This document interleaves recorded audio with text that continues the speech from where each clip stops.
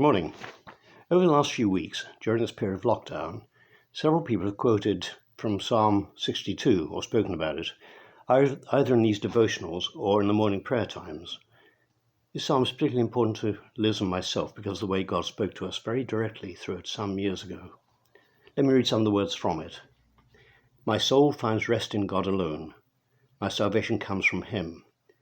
He alone is my rock and my salvation. He is my fortress. I shall never be shaken. How long will you assault a man? Would all of you throw him down, this leaning wall, this tottering fence? Find rest, O my soul, in God alone. He alone is my rock and my salvation. He is my fortress. I shall not be shaken. My salvation and my honor depend on God.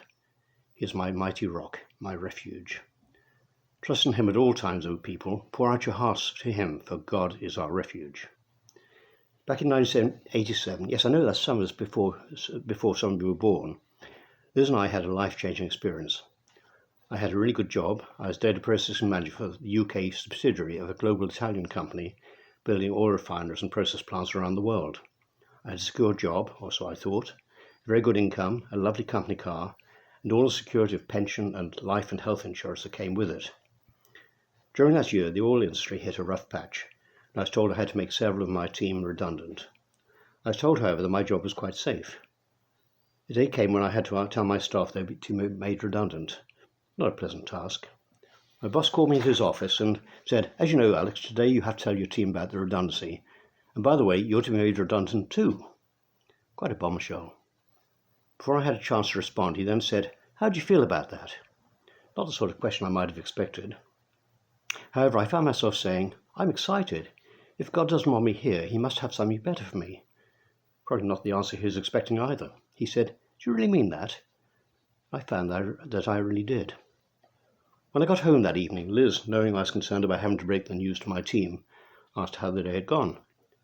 When I told her what had happened, she was completely unsurprised. Apparently, the previous day she'd been reading Psalm 62 and said to herself, "If ever Alex is made redundant, I must remember these words." In an amazing way, God had prepared both of us for this sudden change in our life. The psalm speaks about God being a rock, a fortress, someone who we could rely on completely and not be shaken, even though our world has been shaken. Our world had been badly shaken. After all, I had lost the security of a good job and all that entails. Verse 7 spoke particularly to me because it says, "My honor depends on God." For many people, redundancy can be not just a loss of income, security and a rhythm to life. It can also affect how we see ourselves and how we feel others see us. My job carried a certain amount of prestige and status. Now I was unemployed. Up till then I had a purpose in life, a reason to get up in the morning. Suddenly everything had changed. This psalm was a tremendous help to me. I really did feel that God had something better for me, and so it turned out, eventually. Please don't think I'm trying to minimize the effect that unemployment can have. It can be devastating for many people. I was very fortunate. Financially, I was cushioned by a very good settlement. Also, Liz was completely supportive.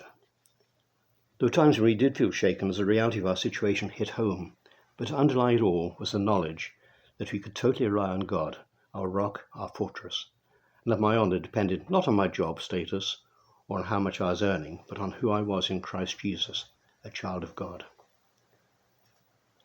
At this time of uncertainty, I guess many are probably very worried about job security. Will I be able to go back to the work? Will my job still be there? How will I manage on a smaller income? These are very serious, very real concerns. I wouldn't want to minimize the seriousness of the situation. But I hope that if you or any of those close to you have to face life-changing situations like we did, you too will know the assurance that God really can be your rock, your fortress, and your honor and self-respect do not depend on whether you or not you have a job, but rather on your relationship with God, with the God who creates and sustains you, who loves you extravagantly, and who provides for your needs. During the 6 months or so of actual unemployment, and then for all the days since, Liz and I can testify to God's wonderful provision for our needs. You may be concerned about something totally different, but these verses can apply just as much to your situations as it did to ours. And what was the something better that I believed God had for me rather than to continue in that well-paid, prestigious job? It certainly wasn't fame and fortune, as the world values things. In fact, in the remaining 18 years of full-time employment, I never got anywhere near earning what I had in my job. What I did have was a very rewarding 7 years working in London for Scripture Union, followed by 11 years working alongside Liz, running a Christian residential centre, a youth centre in West Sussex. We had the tremendous privilege of seeing God do amazing things in the lives of hundreds of children and young people, lives committed to following Jesus, lives turned around by God, things I would never have seen or experienced in my previous role. I believe we can and should serve God wherever He places us, whether in secular work or specific Christian work. What He wants is a willing heart, a love for Him and for His creation.